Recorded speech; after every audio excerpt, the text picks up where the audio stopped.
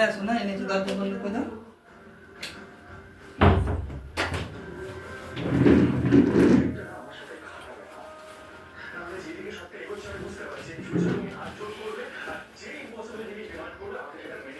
না চকলেট আনতে বলেছিলি, চকলেট এনে দিয়েছি। আর অঙ্ক খাতা বলেছিলাম, অঙ্ক খাতা এনে দিয়েছি। এটাই তো? হ্যাঁ এনা নাও যা।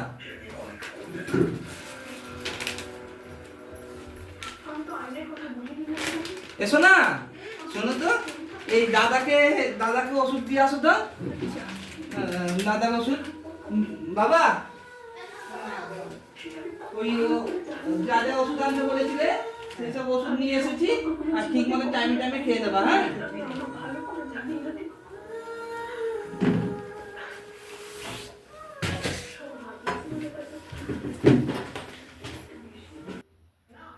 সোনা,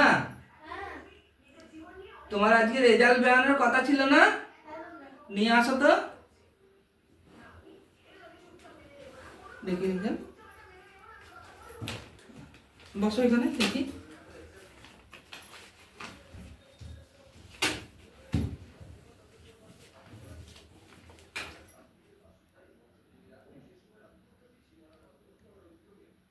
এত কম নাম্বার সোনা?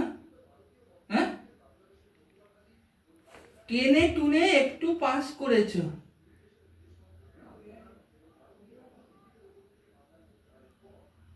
তুমি কি পড়াশোনা করেছো সোনা যে এরকম নাম্বার করেছো রেজাল্টে?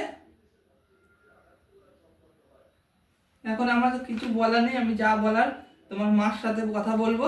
তুমি রেজাল্ট নিয়ে ঘরে যাও। যা।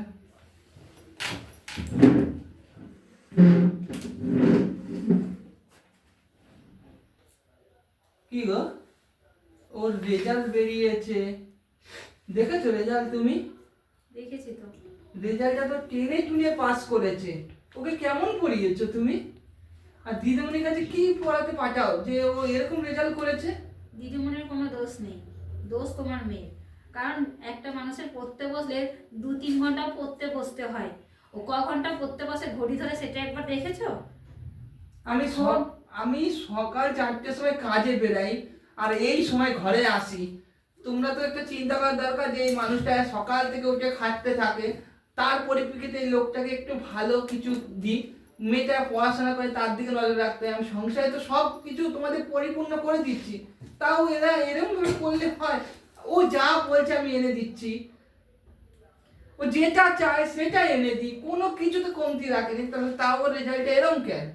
ওকে এবার থেকে ফোন টিভি একদম ফোন দেবে না, ও বড্ড ফোনের নেশা হয়েছে, এবার থেকে একদম ফোন দেবে না। আর ওই ঘরে তো ঢুকতেই দেবো না টিভি দেখতে। আর দিদিমণিকে আমি বলে এসেছি, দিদিমণি আর আমি বলেছিলাম কম্পিউটারে ভর্তি করতে, করেছো? হ্যাঁ, কম্পিউটারের বুধবারে লাগবে ফিক্স, পয়সা দেবে 250 টাকা।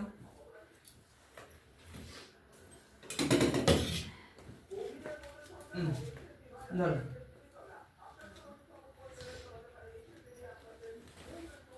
ঠিক আছে, আমি হাত মুখ ধুয়ে আছি, খাবার দাও।